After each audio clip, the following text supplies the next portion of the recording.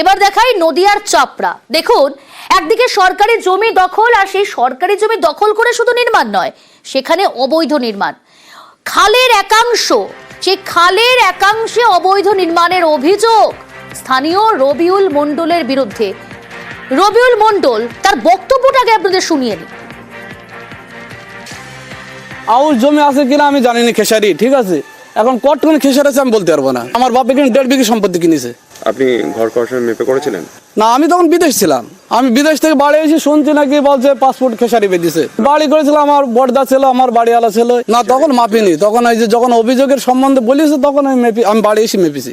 যদি ভাঙার নির্দেশ দেয় ভেঙে দিতে হবে। টেলিফোন লাইনে রয়েছে প্রতিনিধি সমীর রুদ্র। সমীর রুদ্র, এখানেই বোঝার চেষ্টা করবো যে এই রবিউল মণ্ডল, তার বক্তব্য শোনালাম, সরকারি জমি তো দখল করে অবৈধ নির্মাণ করছে, তার পাশাপাশি খালের একাংশে কিভাবে অবৈধ নির্মাণ?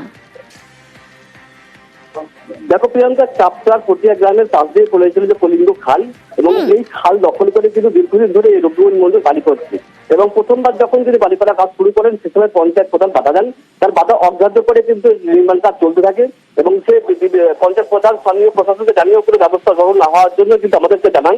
আমরা যখন যাই সেখানে গিয়ে দেখি খালের একাংশ দখল তিনি করে বাড়ি করছেন, এবং তার দাবি তিনি তার নিজের জায়গাতে বাড়ি করছেন। কিন্তু আমরা যখন ঘটনাস্থলে যাই দেখা যায় তিনি নিজের জায়গায় ছাড়িয়ে গিয়েও খালের জায়গা দখল করে বাড়ি করেছেন। এবং প্রশ্ন হচ্ছে, মুখ্যমন্ত্রী যখন নির্দেশ দিয়েছে যে সরকারি জমি দখল করা যাবে না, সেক্ষেত্রে সেই নির্দেশ অমান্য করে কিভাবে তিনি এই খালের জায়গা দখল করে বাড়ি করছেন?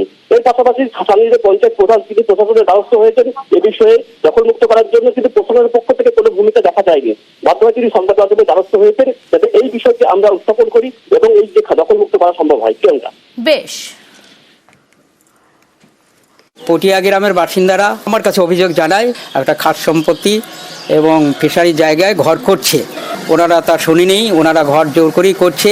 তার জন্যে আমি BDO office, BLR office, SDO, DM এবং ফিশারি দপ্তরকে জানানো সত্ত্বেও সরকারি প্রশাসন থেকে আমার এই অভিযোগের কোনো কর্ণপাত করেনি এবং প্রশাসন কোনো কাজ করেনি।